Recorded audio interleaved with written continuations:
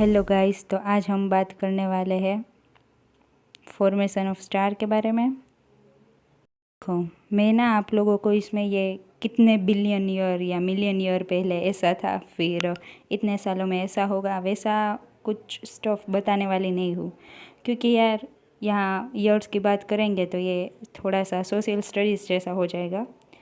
पर हम यहाँ प्योर साइंस के बारे में बात करेंगे, जो हमारे सिलेबस में आता है वैसा भी नहीं। हम ना फंडामेंटल तरीके से सीखेंगे कि इसमें ये फोर्स लगेगी, उसकी वजह से ये हुआ, फिर ऐसी कंडीशन आई, उसमें ये लो लगा तो फिर उससे ये हो गया, ऐसा वाला। ठीक है, तो चलिए गाइस स्टार्ट करते हैं वीडियो को। तो सबसे पहले इमेजिन करो कि यहाँ पे कुछ भी नहीं बना, मतलब प्योर मॉलिक्यूल या एटम और डस्ट ही है ना। और अब एंट्री होगी सबसे फंडामेंटल फोर्स कि दो कुछ मास वाले ऑब्जेक्ट है तो उसके बीच क्या लगेगी, ग्रेविटेशनल। अब ये दो तीन मॉलिक्यूल और एटम या डस्ट, थोड़े थोड़े पार्टिकल उसके कंबाइन होते जाएंगे, वो छोटे छोटे बल्क में आ जाएंगे। अब क्या होगा कि ये जो बल्क, थोड़े थोड़े छोटे छोटे बल्क बने हैं, उसके बीच में भी ग्रेविटेशनल लगेगी और वो कंबाइन होते जाएंगे। अब उसके बीच का जो बल्क होगा ना, वो बड़ा बनता जाएगा। अब ये हमारे सारे बल्क थे, वो ये पूरा जो डस्ट का क्लाउड था, उसका जो सेंटर ऑफ मास होगा उसके अबाउट रोटेशन स्टार्ट करेंगे। अब जब ये रोटेशनल मोशन सारे परफॉर्म कर रहे हैं तो ये कोई एक एक्सिस के अबाउट कर रहे होंगे, है ना। अब जो ये सेंटर का सबसे बड़ा बल्क होगा, जिसमें से एक्सिस वो पास करती है, वहाँ पे उसे हम क्या कहते हैं, उसे तो हम पोल्स ही कहते हैं। अब देखो, एक्सिस का जो ये पोल के पास वाला जो रीजन होता है उसको हम जेट्स कहते हैं स्पेस की भाषा में। और वो जेट्स ना प्लेनेट के लिए तो वैसे डिफाइन नहीं है, बट कोई भी स्टार हो गया, गैलेक्सी हो गई, मतलब वो गैलेक्टिक बबल में और उस टाइप के कुछ फिनोमिनन है, उसमें वो वर्ड यूज़ होता है, इसलिए हम इसको जेट्स कहेंगे। और ये जेट्स के बारे में और सब कुछ, मतलब मेरे को तो सबके वीडियो बनाने ही है, पर एक बार अच्छा रिस्पॉन्स मिल जाए तो मतलब आपका रिस्पॉन्स भी चाहिए। अब ये देखो कि ये जेट्स का रीजन होगा, वो कैसा होगा, वो हाफ हेमिस्फीयर जैसा होगा। तो उसकी वजह से जो हमारा बाकी का मैटर कुछ इस तरह से डिस्ट्रीब्यूट हो जाएगा ना। ये वाली जो हमारी सिचुएशन है ना, जिसमें हमारा स्टार डिफाइंड हो गया है, उसके जेट्स भी आ गए हैं, और जो उसके इर्द गिर्द का मैटर था वो भी एक डिस्क, फ्लैट डिस्क की तरह डिस्ट्रीब्यूट होने लगा है। इस कंडीशन को हम प्रोटोस्टार कहते हैं।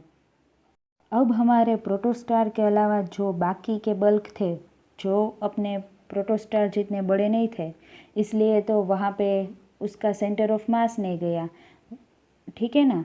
जहाँ पे सबसे ज़्यादा मास होगा उसकी तरफ हमारा सेंटर ऑफ मास रहता है। अब हमारे प्रोटोस्टार के अलावा जो भी दूसरे बल्क थे, जो छोटे या बड़े, वो भी अपनी रेडियस पकड़ के रोटेशन कर रहे होंगे। देखो, ये बाकी के जो बल्क है वो तो प्लेनेट बनेंगे, वो तो आपको भी पता है, पर ये प्लेनेट अपने मास के हिसाब से, अपने स्पीड के हिसाब से अपनी इक्विलिब्रियम पोजीशन पे रोटेट करना स्टार्ट करेंगे। रोटेशनल मोशन में आप जितने एक्सिस के नज़दीक होते हो उतनी ही आपकी स्पीड ज़्यादा होती है। इसलिए हमारा जो प्रोटोस्टार होगा उसकी जो स्पीड है रोटेशन की, वो दूसरे प्लेनेट या दूसरा जो डस्ट अभी कचरा पड़ा है उसके हिसाब से बहुत ज़्यादा होगी। तो जहाँ पे स्पीड ज़्यादा होती है वहाँ पे प्रेशर कैसा होता है, कम। और हमारी जो गैस है या कोई भी मैटर ले लो, वो उसकी टेंडेंसी क्या होती है कि वो high pressure to low pressure जाने की ट्राई करेगी।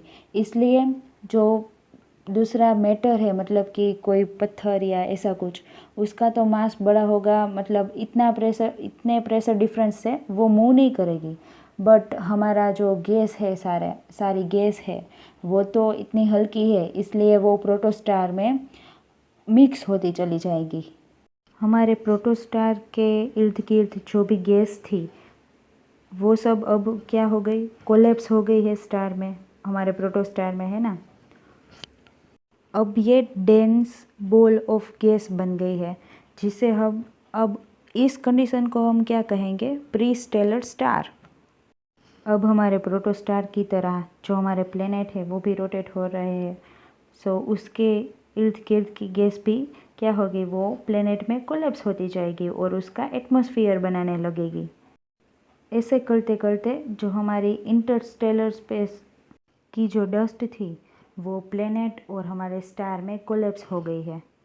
अब जिस प्लेनेट को जैसा मटेरियल मिला है, मतलब कि किसी को हेवी मेटल्स मिल गए, हेवी एलिमेंट्स मिल गए, किसी को सिर्फ नाइट्रोजन ऑक्सीजन ऐसा कुछ मिला है, वो अपने मटेरियल के हिसाब से अपना एटमॉस्फेयर बनाएगा। सो दोस्तों, ऐसे हमारी एक happy solar system, solar family form हो गई। और ना, अब मैं आपको 2 ऑप्शन देती हूँ।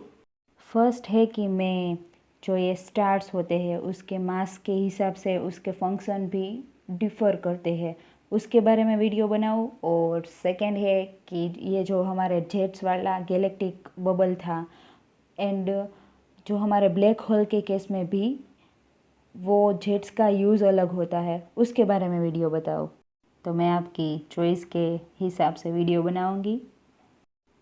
एंड अगर आपको ये मेरा फंडामेंटल तरीके से सीखने का आइडिया अच्छा लगा हो तो आप लाइक, शेयर और सब्सक्राइब कर दीजिए। सी यू इन नेक्स्ट वीडियो।